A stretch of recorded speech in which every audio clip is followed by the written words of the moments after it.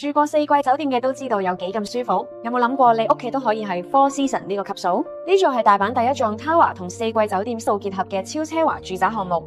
Brillia Tower Dojima， 我第一次行入呢個大堂嗰陣，以為自己去咗一座藝術博物館，公共空間擺放住各式各樣嘅藝術展品，連返屋企都變成一種視野享受。大堂足足配備咗6部高速升降機，仲細心安排咗高低層專屬分流，喺度你永遠唔需要浪費寶貴時間等 lift， 成個節奏都流暢得好似置身頂級酒店。喺豪宅最怕咩？最怕得個殼，但住落唔實用。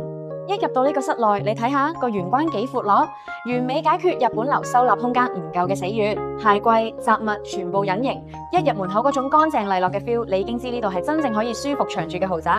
好多大單位啲房三尖八角，好難擺家私，但呢度啲房四四正正，做睡房、書房定兒童房都零死角。跟住嚟到戲肉喎，客飯廳，香港人買樓最怕暗，你睇下呢塊大玻璃，向東南完美採光，日頭陽光通透。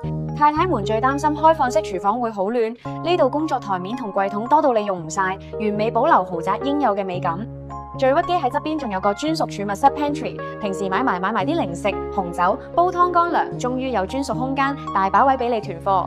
逢年過節請朋友返嚟 party， 呢個極具空間感嘅大廳，絕對幫你賺足面子，體面過人。全屋用上低調奢華嘅色系，唔怕睇幾年就覺得俗氣，品味極高。一家人住最怕朝早爭廁所，呢度廁所同浴室完全獨立分開，配備高級智能免治馬桶，有人沖緊涼，你都可以舒舒服服去廁所。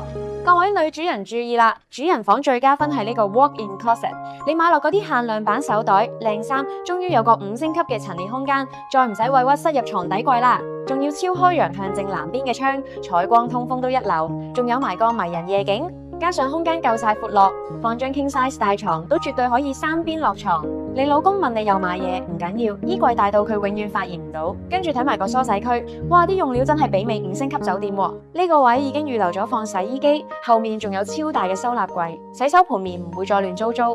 每日返到屋企喺度慢慢浸返個熱水靚浴，唔係奢侈，係你應得嘅。想每日返屋企都係 staycation， 即刻 inbox Amanda 了解更多啦。